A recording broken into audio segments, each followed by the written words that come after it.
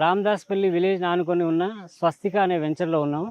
దీనిలో 3.16 acres total. దీంట్లో 57 plots వచ్చాయి. ప్లాట్ సైజెస్ వచ్చేసి 146 స్క్వేర్ యార్డ్స్ నుంచి 296 స్క్వేర్ యార్డ్స్ వరకు ఉన్నాయి.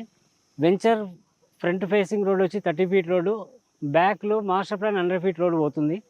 లోపల రోడ్స్ అన్నీ 30 ఫీట్ రోడ్స్.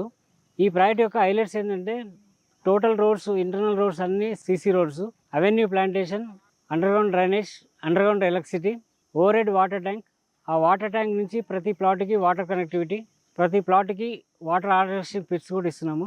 ఇవి ప్రాజెక్ట్ యొక్క జనరల్ హైలైట్స్. ఇవి కాకుండా ఓన్లీ పర్టికులర్ ఈ వెంచర్లో మేము హౌసింగ్ కాన్సెప్ట్తో ముందుకు వస్తున్నామండి. అదేంటంటే G+1 simplex and duplex housing.